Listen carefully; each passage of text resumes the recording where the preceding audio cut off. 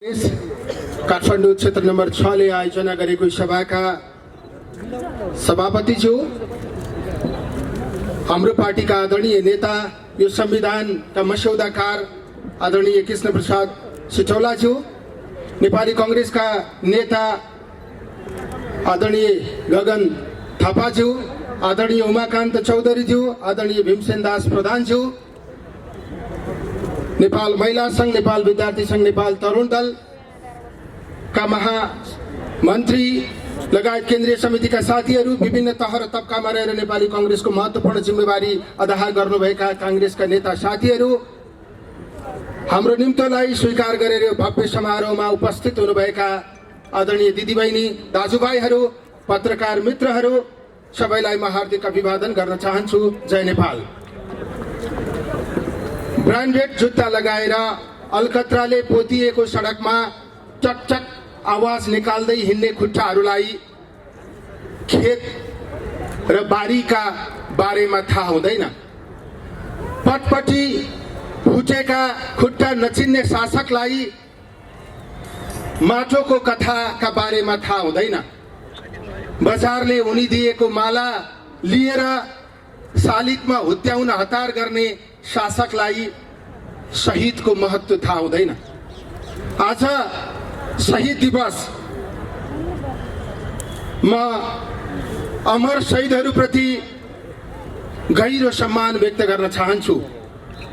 हजारौं शहीदहरूले बलिदान गरेर नेपालमा हामीले लोकतन्त्र ल्यायौं, गणतन्त्र ल्यायौं, समावेशी राज्य संरचना स्थापित गर्यौं। आज रत्न पार्कमा उभिएर हामीले त्यो बलिदानबाट प्राप्त भएको उपलब्धि रक्षा गर्ने सन्दर्भमा तपाईहरुका बीचमा आफ्ना धारणाहरू राखिरहेका छौं। हामीले हिजो यो अन्तिम संघर्ष हो, यो भन्दा पछाडि अब कुनै पनि युवाले अथवा कसैले पनि लोकतन्त्रका लागि संघर्ष गर्नुपर्ने छैन भनेर हामीले भन्यौं। गिरिजाप्रसाद कोइरालाले भन्नुभयो, त्यो भनेको धेरै वर्ष बित्न नपाउँदै फेरि हामीले उपलब्धि भनेका विषयहरू संकटमा परेका छन्। ती घोषिने हुन् कि भन्ने धेरै ठूलो आशंका हाम्रा बीचमा उत्पन्न भएको छ। आज गएको निर्वाचनमा नेकपाले झण्डै 2/3 समर्थन प्राप्त गर्यो। संघीय संसदमा उसको संख्या 2/3 हाराहारीमा छ। हामीले ल्याएको संघीयतामा 7 वटा प्रदेश छ। त्यो 7 वटा प्रदेश मध्येमा 6 वटा प्रदेशमा नेकपाले जितेको छ। दुईटा पार्टी मिलेर स्थानीय तहमा जति संख्या उहाँहरूले जित्नु भएको छ त्यो संख्या 2/3 भन्दा बढी छ। एउटा राजनीतिक पार्टीलाई जनताले यो भन्दा ठूलो समर्थन गर्न सक्ने अर्को कुनै ठाउँ हुँदैन। तत्कालीन नेकपा एमाले र माओवादीले ल्याएको मत जोड्ने हो भने उहाँहरूको मत 48% थियो। 48% मत प्राप्त गरेर सबै तहमा अत्यधिक बहुमत प्राप्त गरेको पार्टीलाई यो देशमा विकास गर्नका निम्ति, समृद्धि ल्याउनका निम्ति, हामीले ल्याएको संविधान कार्यान्वयन गर्नका निम्ति कसले रोकेको थियो? केपी ओलीजीले रेल ल्याउँछु भनेर भन्नुभएको थियो। भारी समर्थनबाट प्रधानमन्त्री हुनुभएका केपी ओलीलाई रेल ल्याउन कसले छेक्यो? पानी जहाजमा नेपालको झण्डा फरफराउन कसले छेक्यो? घर घरमा ग्यासको पाइप जोड्दिन कसले रोक्यो? हावाबाट बिजुली निकाल्न उहाँलाई कसले समस्या गर्यो? नेपालमा 2 अङ्कको आर्थिक वृद्धि दर हासिल गर्न उहाँलाई कसले अवरोध खडा गर्यो? 3 वर्ष सरकार चलाउँदा एउटा पनि सिग्नेचर प्रोजेक्ट ल्याउन नसक्ने, जनतालाई कुनै पनि खालको राहत दिन नसक्ने, कोभिडको यो महामारीमा जनतालाई परेको यति विघ्न समस्यामा कहीँ पनि सहयोगी बन्न नसक्ने र सरकार छ भनेर हामीले मानिदिनु पर्ने, यो भन्दा असफल सरकार मेरो विचारमा नेपालमा आजसम्म बनेकै थिएन। यो भन्दा भ्रष्टाचारलाई संरक्षण गर्ने सरकार मेरो विचारमा आजसम्म नेपालमा बनेकै थिएन। यो भन्दा बढी विधि विधान विरुद्ध हस्तक्षेप गर्ने, प्रहार गर्ने सरकार आजसम्म नेपालमा बनेकै थिएन। हामीले नयाँ संविधान गणतन्त्रलाई छोडेर राख्नका निम्ति, संस्थागत गर्नका निम्ति ल्याएका हौं। हामीले नयाँ संविधान संघीयतालाई बलियो बनाउनका निम्ति ल्याएका हौं। हामीले नयाँ संविधान नेपालमा समाजवाद लागू गर्नका निम्ति ल्याएका हौं। हामीले नयाँ संविधान समृद्धि ल्याउनका निम्ति ल्याएका हौं। गएको निर्वाचनमा मेरो विचारमा जनताले नेकपालाई त्यति ठूलो भारी बहुमत स्थिरता हासिल गर्नका निम्ति दिएका हुन्। यी पाँचवटा कुरासँग जोडेर यो सरकारलाई हेर्नुभयो भने नेपालमा गणतन्त्र होइन विद्यातन्त्र लागू गरिएको छ। नेपालमा संघीयतालाई केपी ओलीजीले राज्यको एउटा इकाइ हो भनेर भन्नुभयो। संसारमा संघीयता इकाइ हुने व्यवस्था कहाँ छ? हामीले एउटा इकाइ बनाउनका निम्ति संघीयता ल्याएको होइन। केपी ओलीजीले भनेको समृद्धि उहाँको भाषणमा बाहेक कहीँ पनि भेटिएन। समाजवादको कुरा गर्नुहुन्छ भने अघि कुन्दनले भन्नुभएको जस्तो ओम्नी र यतिक रूपलाई बाहेक नेपालमा कसैलाई पनि समाजवाद आएन। स्थिरताको त प्रधान शत्रु हो केपी ओली। उहाँले नेपालमा स्थिरता देख्नै सक्नुहुन्न। विभिन्न विधेयकहरू ल्याएर नेपालको संवैधानिक जे व्यवस्था थियो अध्यादेश ल्याएर उहाँले त्यसलाई मिच्न खोज्नुभयो। सरकारहरू ढल्न थाले, पार्टीहरू फुट्न थाले। संविधानले राजनीतिक दल फुटाउनका निम्ति केन्द्रीय संसदीय दल र केन्द्रीय समितिमा 40% हुने व्यवस्था गर्यो। संवैधानिक परिषदमा विपक्षी दलको नेता अनिवार्य रूपमा हुनुपर्ने व्यवस्था गर्यो। उहाँले अध्यादेश ल्याएर त्यसलाई पहिल्यै भत्काउन खोज्नुभयो। त्यो एउटा अस्थिरताको द्योतक थियो। संसदमा 2/3 ल्याएको पार्टी अनि त्यसको अध्यक्ष प्रधानमन्त्री भएको बेलामा त्यही संसदलाई उहाँले विघटन गर्नुभयो। त्यसैले केपी ओली स्थिरताको शत्रु हो। उहाँले नेपाललाई स्थिर भएको देख्न चाहनुहुन्न।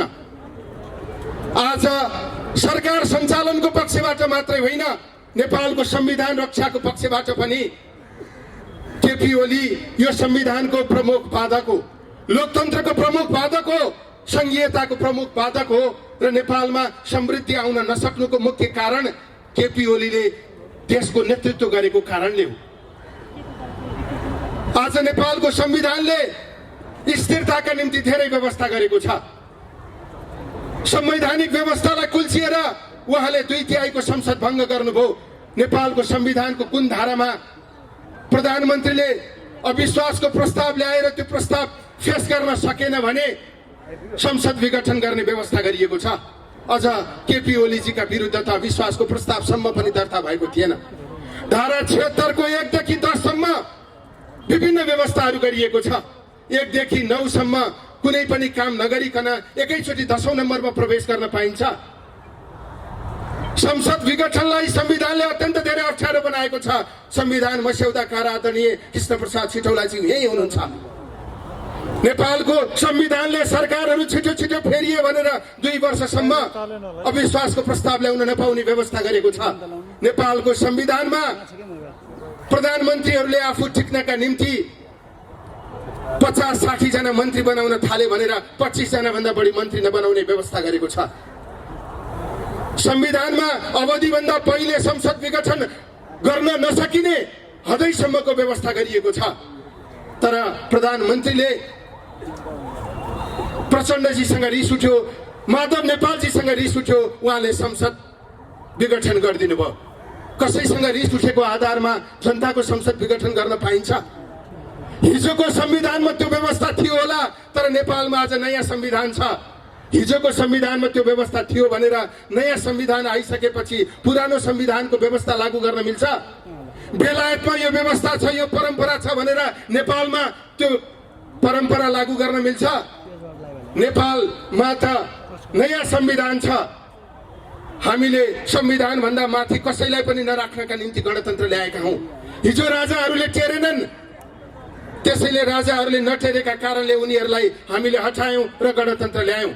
तर आज संविधान भन्दा माथि बस्न खोजिरहनु भएको छ विद्यादेवी भण्डारीज्यू, केपी ओलीज्यू। पाब्लो निरुद्धले भनेका थिए, तिमी बगैँचाको फूल टिप्न सक्छौ, तिमी बगैँचा फाड्न सक्छौ, तर वसन्त आगमनलाई तिमीले रोक्न सक्दैनौ। केपी ओलीजी, तपाईले एकपटक संवैधानिक व्यवस्थालाई कुल्चन सक्नुहुन्छ।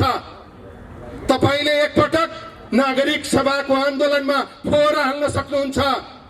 तपाईले थुप्रै मान्छेलाई शहीद बनाउन सक्नुहुन्छ, तर देशको प्रगति र उन्नतिलाई तपाईले रोक्न सक्नुहुन्न। तपाई निरङ्कुश शासक बन्ने तपाईको जुन चेष्टा छ त्यो कुनै पनि हालतमा सम्भव हुन सक्दैन। त्यसैले समयलाई केपी ओलीजीले रोक्न सक्नुहुन्न, लोकतन्त्रलाई उहाँले समाप्त गर्न सक्नुहुन्न। यो जुन खालको प्रवृत्ति केपी ओली प्रवृत्ति मुलुकको राजनीतिमा देखिएको छ, यो प्रवृत्तिले नेपालको लोकतन्त्रलाई बलियो बनाउँदैन, नेपालमा लोकतन्त्रलाई संस्थागत गर्दैन। एउटा भनाइ छ, मकैबारी हेर्न बाँदरलाई जिम्मा दिए जस्तै नेपालको गणतन्त्रको नेतृत्व गर्न केपी ओलीलाई जिम्मा दिएको कारणले यो परिस्थिति निर्माण भएको हो। ६२-६३ सालको जनआन्दोलनको उपलब्धि हासिल गर्ने सवालमा केपी ओलीजी त्यसको अंशियार होइन। केपी ओलीजी गणतन्त्रवादी नेता पनि होइन। गणतन्त्र विरोधी नेतालाई हामीले गणतन्त्रको बागडोर सम्हाल्न दियौं। त्यसकारण आज यो उपलब्धिहरू सङ्कटमा परेको स्थिति छ। म सम्मानित अदालतलाई पनि भन्न चाहन्छु, अदालत र न्यायमूर्तिहरू हाम्रा लागि सम्मानित व्यक्ति र संस्था हो। अदालतको निष्पक्षताका निम्ति हामी लडेका हौं। शक्ति पृथकीकरण हाम्रो सिद्धान्त हो। त्यसैले शक्ति पृथकीकरणको आधारमा अदालत निष्पक्ष छ भन्ने हाम्रो विश्वास छ। अदालत किन व्यवस्था गरिएको भने केपी ओली जस्ता मान्छेहरू निर्वाचित भएर आउन सक्छन्, यिनीहरूले संविधानमाथि प्रहार गर्न सक्छन्। यस्ता निर्वाचित निरङ्कुश शासकहरूलाई सचेत गराउनका निम्ति, यिनीहरूलाई नियन्त्रण गर्नका निम्ति, निर्वाचित हुँ भन्ने अहमका आधारमा निरङ्कुश बन्न चाहनेहरूलाई रोक्नका निम्ति अदालत खडा गरिएको हो। त्यसैले अदालतको निष्पक्षतामाथि हाम्रो प्रश्न चिन्ह होइन। हामी जनताबाट निर्वाचित संसदलाई अदालतले पुनर्बहाली गर्छ भन्ने हाम्रो विश्वास छ। यो निरङ्कुश शासक, यो अहङ्कारी शासकलाई ठेगान लगाउने सवालमा अदालतले संवैधानिक जे व्यवस्था गरेको छ त्यसलाई लागू गर्छ भन्ने हाम्रो विश्वास छ। त्यसैले अदालत प्रति हामी विश्वास व्यक्त गर्दै हामी के भन्न चाहन्छौँ भने केपी ओलीले पुसको 5 गते चाल्नु भएको कदम असंवैधानिक हो, अलोकतान्त्रिक हो। त्यो कदम सच्चिनुपर्छ। मान्छेहरूले प्रश्न गर्ने गरेका छन्, कदम सच्चिने भनेको के हो? कांग्रेसले कदम सच्चिनुपर्छ त भनेको छ, तर संसदको पुनर्बहाली हुनुपर्छ भनेको छैन। होइन, कदम सच्चिनुपर्छ भनेकै संसदको पुनर्बहाली हुनु हो। प्रतिनिधि सभाको पुनर्बहाली कांग्रेसको माग हो, किनकि कांग्रेस संविधानवादमा विश्वास गर्छ। संसद विघटन असंवैधानिक भनेपछि, असंवैधानिक कदम भइसकेपछि हुने निर्वाचन कसरी संवैधानिक हुन सक्छ? केपी ओलीजीले संसद विघटन गर्नुभएको छ। संसद विघटन गरेपछि उहाँ काम चलाउ प्रधानमन्त्री हो। काम चलाउ प्रधानमन्त्रीले दुनियाँमा कहाँ मन्त्रीमण्डल विस्तार गरेको छ? संसद विघटन गरेपछि केपी ओलीजीले मन्त्रीमण्डल विस्तार गर्नुभएको छ। संसारको कुन चाहिँ परम्पराले यो गर्न दिन्छ? संसारमा कुन संविधानमा यस्तो व्यवस्था गरिएको छ? लाज पनि लजाइसक्यो। प्रदेशमा हरेको व्यक्तिलाई संघीय मन्त्रीमण्डलको सदस्य बनाइएको छ। प्रतिनिधि सभामा हरेको व्यक्तिलाई राष्ट्रिय सभाको सदस्य बनाइएको छ। स्वास्थ्य सामग्री खरिदमा गुरमलुटसँग भ्रष्टाचार गरिएको छ। तपाईले लगाउनु भएको मास्क 10 रुपियाँमा किन्न पाइन्छ, तर राज्य कोषको पैसा खर्च गरेर नेपाल सरकारले जिटुसियु सम्झौता गरेर 53 रुपियाँमा यो मास्क किनेको हिसाब देखाएको छ। यो भन्दा ठूलो अनियमितता र यो भन्दा ठूलो भ्रष्टाचारहरू केही हुन सक्छ? संसद विघटन गर्ने पक्का भइसकेपछि संवैधानिक परिषदको बैठक बसेर स्थगन गरिएको अध्यादेश बिउताएर विभिन्न नियुक्तिहरू गरिएको छ। अख्तियार अनुसन्धान आयोगको प्रमुख जसलाई बनाइएको छ, उहाँको फाइल अख्तियारमा पहिल्यै तामेलीमा बसेको छ। अख्तियारमा फाइल भएको मान्छे अख्तियारको प्रमुख हुन गएपछि अब उसले भ्रष्टाचार रोक्न सक्छ? निर्वाचन आयोगमा नेकपाको सदस्य केपी ओलीजीको भक्तलाई लागेपछि निर्वाचन निष्पक्ष हुन सक्छ। संसद विघटन गर्ने निश्चित भइसकेपछि संवैधानिक आयोगका सदस्य र प्रमुखहरू नियुक्त गर्न पाइन्छ। यो भन्दा ठुलो अहंकार, यो भन्दा ठुलो ज्याजती, यो भन्दा ठुलो मन परितन्त्रहरू के हुन सक्छ? त्यसैले संवैधानिक परिषदमा गरिएको नियुक्ति पूर्ण रूपमा असंवैधानिक छ। त्यसमा नेपाली कांग्रेसको असहमति छ, विरोध छ, त्यो खारेज हुनुपर्छ। मन्त्रीमण्डल विस्तार काम चलाउ सरकारले गर्न सक्दैन, त्यो पनि खारेज हुनुपर्छ। सँगसँगै यो असंवैधानिक कदम सच्याएर संसदको पुनर्बहाली हुनुपर्छ। कांग्रेस यो संसदमा सानो आकारमा होला, त्यो एउटा विषय हो। कांग्रेसको आकार सानो छ या ठुलो छ त्यो हाम्रो सरोकारको कुरा होइन। 15 सालमा 2/3 ल्याएर निर्वाचित भएका बीपी कोइरालाले, ज्ञानेन्द्रले, महेन्द्रले भने अनुसार गरिदिन तयार भएको भए उनी सधैँ प्रधानमन्त्री भइरहन्थे। तर उनी महेन्द्रले भने अनुसार गर्न तयार भएनन्, लोकतन्त्र समाप्त हुन उनले दिएनन्। त्यसकारण उनी प्रधानमन्त्रीको कुर्सीबाट सिधै जेलको छिडीमा पुगे। त्यसैले कांग्रेसका लागि संविधानवाद ठुलो कुरा हो, लोकतन्त्र ठुलो कुरा हो। पहिलो कुरा, असंवैधानिक कदम चाल्ने प्रधानमन्त्रीले गरेको चुनाव संवैधानिक हुन सक्दैन। केपी ओलीजी चुनाव गर्ने ल्याकत राख्नुहुन्न, उहाँले गरेको चुनाव आधिकारिक हुन सक्दैन। त्यसमाथि केपी ओलीजीले चुनाव गर्नुहुन्न। वैशाखको 17 गते चुनाव हुँदैन, यो हामी सबैलाई थाहा छ। कांग्रेस त्यति मूर्ख छैन। केपी ओलीजी सत्तामा बस्ने, सबैतिर नियन्त्रण गर्ने, सबैतिर आफ्नो सञ्जाल विस्तार गर्ने, एकलौटी गर्ने, अनि त्यसपछि उहाँले गरेको चुनाव चाहिँ निष्पक्ष हुन्छ भनेर हामीले पत्याउन सक्दैनौँ। केपी ओलीजी प्रधानमन्त्री भएर कांग्रेसलाई जिताउनका निम्ति उहाँले चुनाव गर्दिनुहुन्न। वैशाखको 17 गते चुनाव भयो, निष्पक्ष निर्वाचन भयो भने केपी ओलीजीको पनि जमानत रहँदैन। केपी ओलीजी यदि तपाईलाई जनताका बीचमा जाने इच्छा छ भने, तपाईँ एकदमै धेरै पपुलर छु भन्ने तपाईलाई लाग्छ भने प्रधानमन्त्रीबाट राजीनामा दिएर चुनाव लड्न आउनुहोस्। हामी त्यसपछि तपाईको हैसियत के हो हामीले देखाउँछौँ। प्रधानमन्त्रीको कुर्सी छोडेको दिन 165 वटा निर्वाचन क्षेत्रमा कहीँ पनि केपी ओलीको उम्मेदवारको जमानत बाँकी रहने छैन। 3 वर्षसम्म मनपरी गर्ने, निर्मला पन्त र सम्झना विकाका बलात्कारीहरूलाई संरक्षण गर्ने, भ्रष्टाचारीहरूलाई संरक्षण गर्ने, दलालहरूलाई संरक्षण गर्ने, देश र जनतालाई सधैँभरि अपमान गर्ने, अनि उहाँ निर्वाचनमा गएर मत माग्दा कुन चाहिँ जनताले उहाँलाई भोट दिन्छ? उहाँलाई पनि थाहा छ चुनाव हुँदा म हार्छु भन्ने कुरा। उहाँले चुनाव गर्न होइन, यो प्रतिक्रियालाई कन्ट्रोल गर्नका निम्ति उहाँले निर्वाचनको पासो फ्याक्नु भएको हो।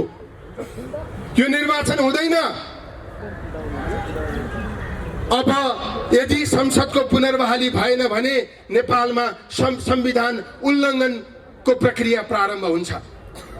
संसद विघटन हुने अवस्थै थिएन, तर विघटन भयो, यसको मतलब संविधान उल्लङ्घन भयो। वैशाखको 17 गते निर्वाचन हुँदैन, त्यसपछि अर्को सहमतिमा अर्को व्यवस्था हुन्छ, त्यो व्यवस्था पनि संवैधानिक व्यवस्थाको खिलाफमा हुन्छ। संविधान विरुद्ध एकपछि अर्को निरन्तर कदम अगाडि बढ्दै जान्छ र अन्तिममा के भनिन्छ भने संविधानमा नभएका विभिन्न कुराहरू लागू हुन सक्ने, अनि संविधानमा भएको गणतन्त्र हटेर राजतन्त्र किन आउन नसक्ने?